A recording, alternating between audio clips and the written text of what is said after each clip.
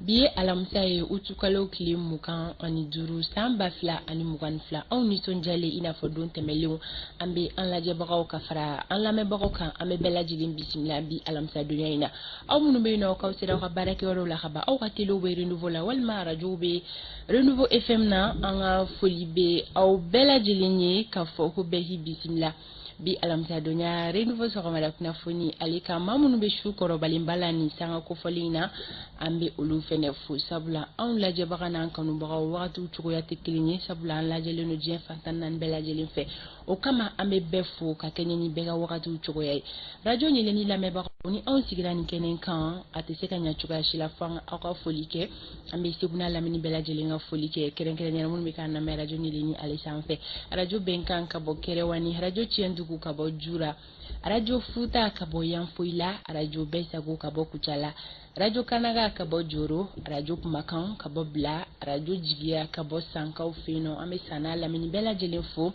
radio naro samaya ka bɔ ɲɛwulini radio dame ka bɔ bɔrɔn radio faso kanu ka bɔ welesebugu radio ciba fm ka bɔ kati falajɛ radio nema fm ka bɔ kasaro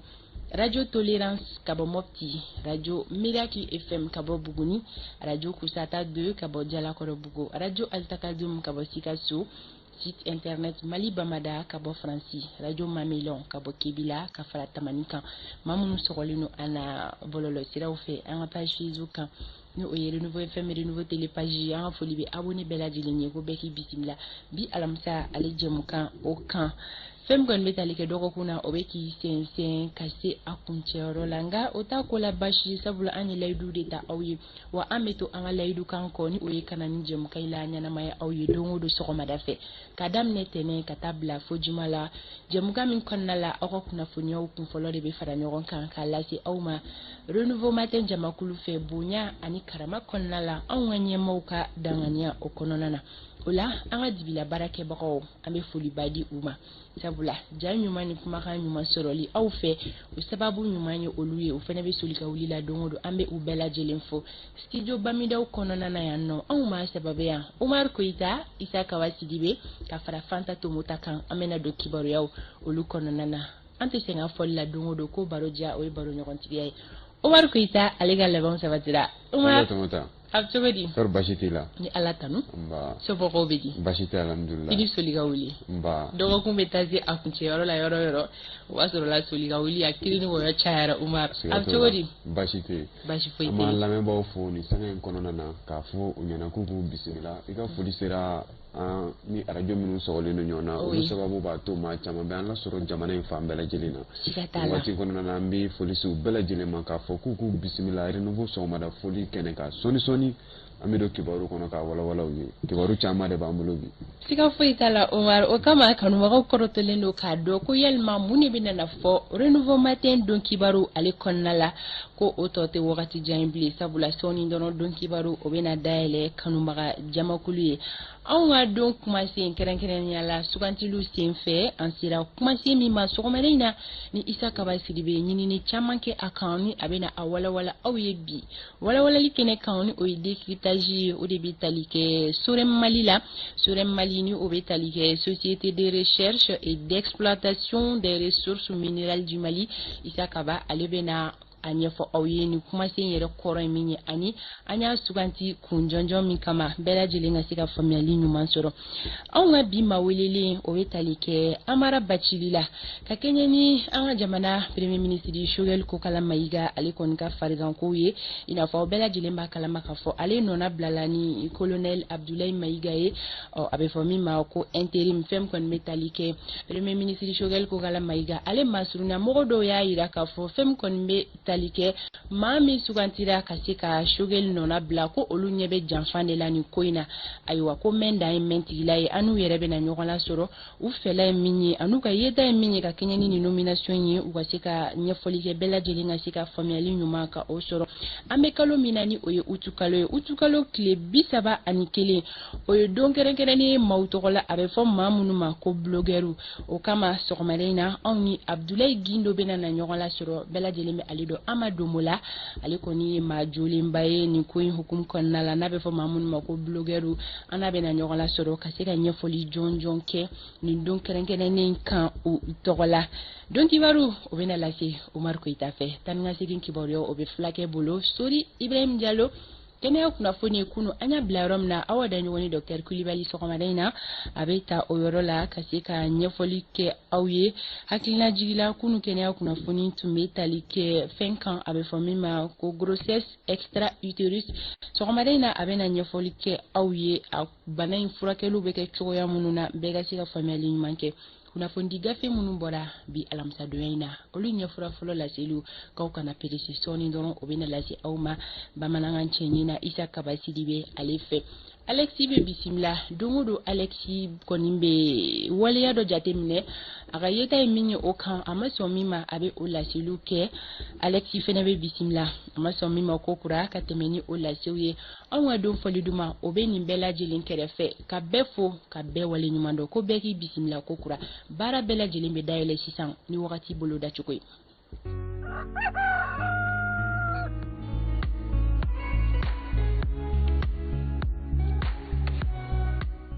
nin ye wagati bolo dacogo ye an ka marabolo kelen-kelenna kɔnɔna na ko nɔgɔ bɛna gulon kabala Mali fan 14 bɛɛ lajɛlen na samiya fɛ fiɲɛ o bɛna ci Mali marabolo kelen-kelenna bɛɛ lajɛlen kɔnɔna la i n'a fɔ don tɛmɛlenw na an ka kɔrɔnfɛ marabolo kɔnɔna na olu ka bi yɔrɔ jan filɛli min kɔni bɛ daminɛ kilomɛtiri 5 ka taa bila 8 bɔɲɔnko la o filɛliw kɔni ko gɛlɛya mankanina don a la ka sababuya kɛ gɔngɔnbulon ye kɔrɔn marabolo mana bɔ a la Mali fantaw fɛ gɛlɛya fosi kɔni tɛ nana don bi yɔrɔ jan filɛliw la ko sanji ko bolodalen a bolodalen no cogoya minnu na olu de filɛ bi sɔgɔmada in na ko sanko bolodalen no Kayi ani Kidalikaw fɛ yen nɔ o la tilelafana tɔw dunni kɔfɛ ka taga bila fo sufɛla la Kayi marabolo kɔnɔna la olu bɛ se k'u sigi ni sanko ye Ɲoro Kita Nara Kulikoro Buguni Sikaso Tombouctou Gao Menaka ani Kidal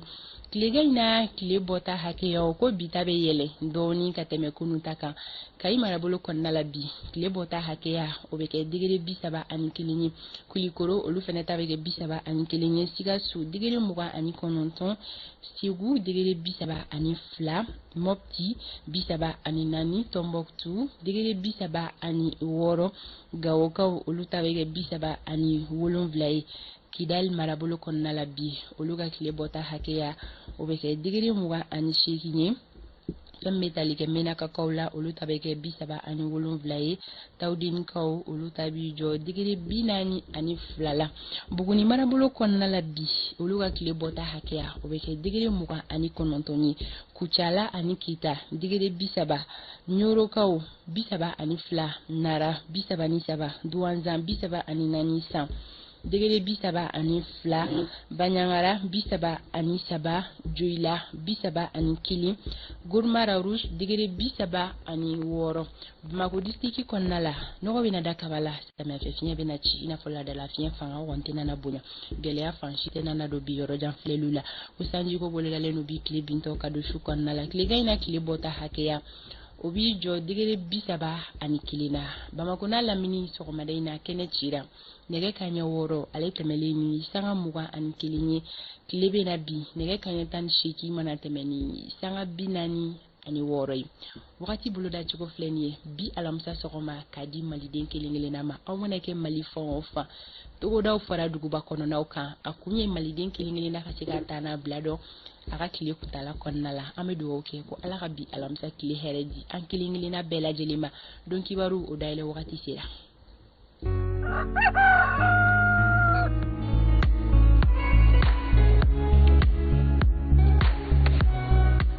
ko kunnafoni sanuma o dɔrɔn de bɛ se ka maa kunna sirilen la wasa Umaru Koyita sigati o la Fanta Tumota me kɛnɛ ti wolo aya an bi bi kunnafoni daminɛ tile ale ti tɛmɛ dugu la ko a ka dɔgɔ an fana ti tɛmɛ kunnafoni na ko a ka dɔgɔ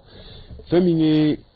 Premier ministre Choguel Kokala Mayiga ale kɔni gɛlɛya bɛ ale da la kabi dɔgɔkun damadɔni a yirala k'a fɔ ko a fari man di a la a ko bi cogo di kunnafoni caman kɔni o tɛ ka sɔrɔ a ko quoi an bɛna an da don la k'o walawala fɛn min kɔni pharmacie populaire du Mali a yirala k'a fɔ furako gɛlɛya kɔni kun dalen bɛ ale kan kun jumɛn de bɛ a la an da bɛna se o bɛɛ lajɛlen ma a yirala k'a fɔ congé kɔni mana bila ni o ye vacances baw ye école maître i n'a fɔ écoledenw baara jumɛn de b'u la u bɛ mun de kɛ ni Usmane Togo y'a ɲɛfɔ min ka na an bɛna o bɛɛ lajɛlen walawala aw ye sisan.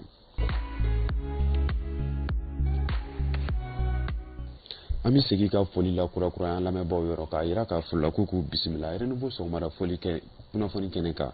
fɛn min kɔni premier ministre Choguel Kokala Mayiga a bɛ tile damadɔni bɔ a yirala k'a fɔ ko ale kɔni fari man di a la hali ni o y'a sɔrɔ k'a fɔ kunnafoni bɛrɛ tɛ ka bɔ a koɲɛw kan fɛn min kɔni primature olu y'a yira k'a fɔ ko a bɛ sɛgɛnlafiɲɛbɔ jagosalen la min ɲinina a ka kɛnɛya tigilama fɛ bibi na Choguel Kokala Mayiga ale bɛ cogo di a fari cogoyaw bɛ cogo di walima a bɛ Mali kɔnɔna na furakɛli la yan wa Bakari Sidibe ale bɛ o ɲɛfɔ an ɲɛna.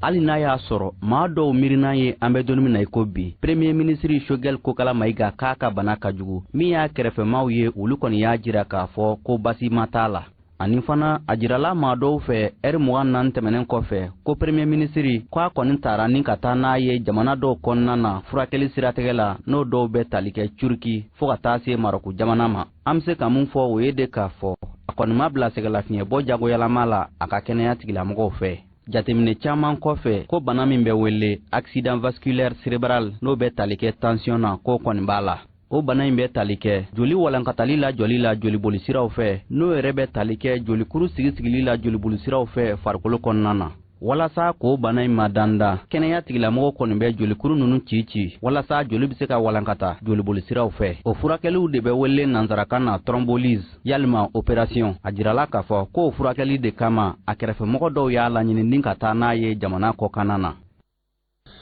An y'a fɔ an ka kunnafoni tɔ la an bɛ dugawu kɛ halisa premier ministre ala k'a ɲuman lasegin an ma fɛn min kɔni pharmacie populaire du Mali a yirala k'a fɔ ko gɛlɛya min tun dalen bɛ olu kan min ye furako siraw ye a jirala k'a fɔ fɛn min bɛ waati damadɔni bɔ jamana ɲɛmɔgɔw kɔni ma se ka u ka juru min bɛ olu la ka se ka olu sara o hukumu kɔnɔna na nin pharmacie populaire ale de bɛ kɛnɛya tigilamɔgɔw ka fura ta k'olu sɛgɛrɛ fɛn min an ka dɔgɔtɔrɔsobaw ka taa se dɔgɔtɔrɔso misɛnninw ma waleya jumɛn de bɛ a la mun de y'a to u ka fura sɔngɔw tɛ ka sara Awa Sanogo ale bɛ da don la k'o bɛɛ lajɛlen walawala an ye.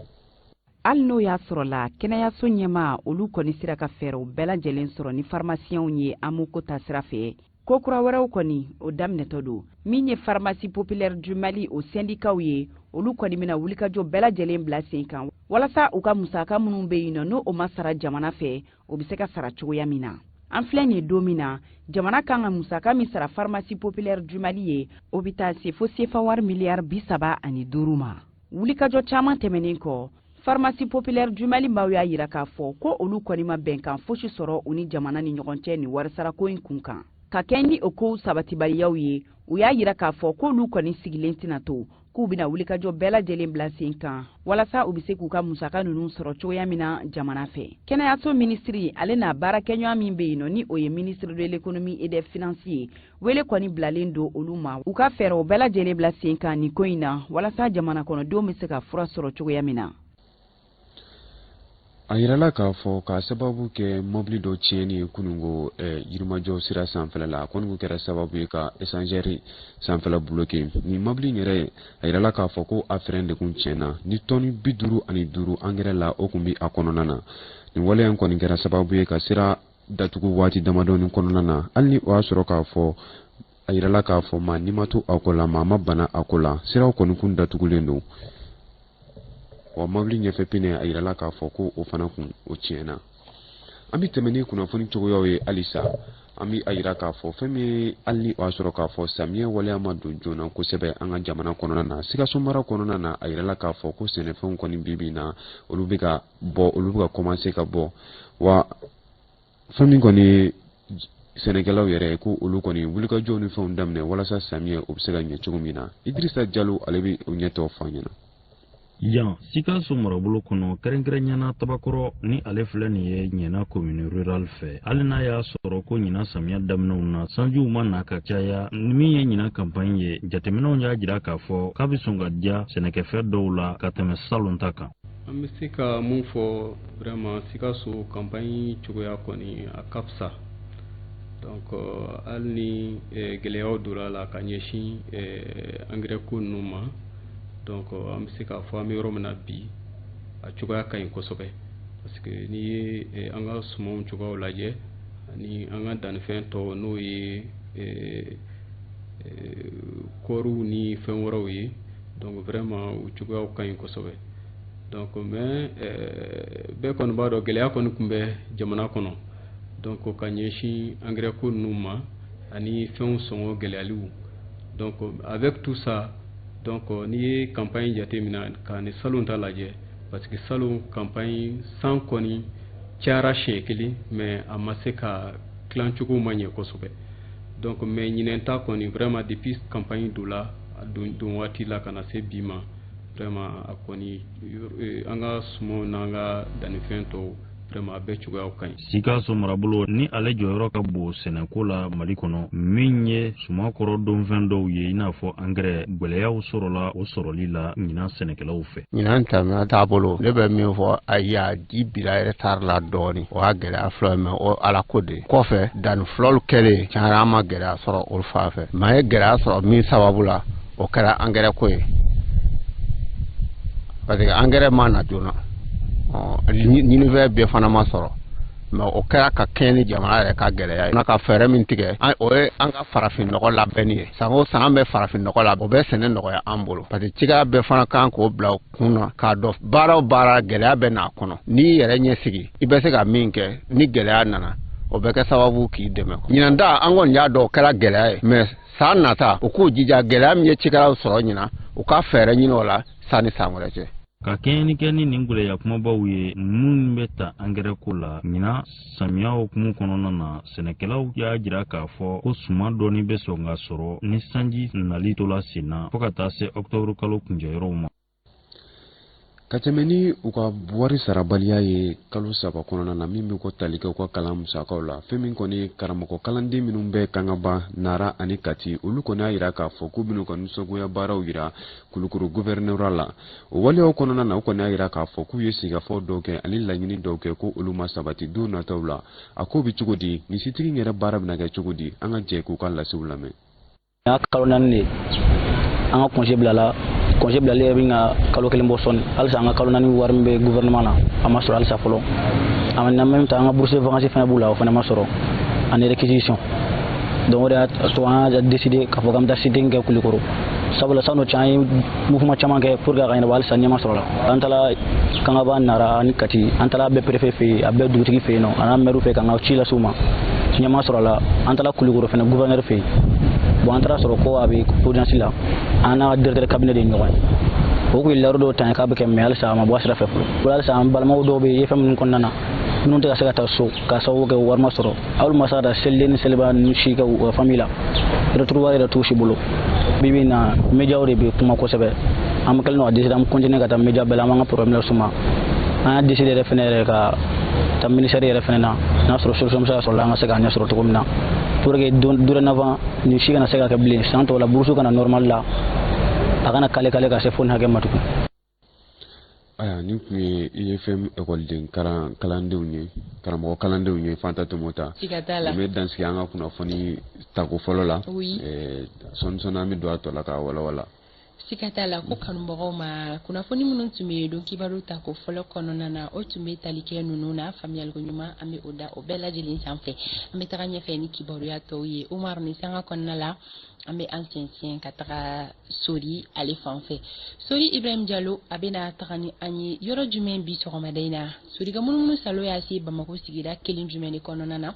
anw ka nɛgɛ karafetigi ye Sira Kamara ye bi Sira bɛna nɛgɛw fara ɲɔgɔn kan ka wele bila Sori ma a ka se ka kanubaga jamakulu ladɔnniya an ka siraba lahalayaw kan.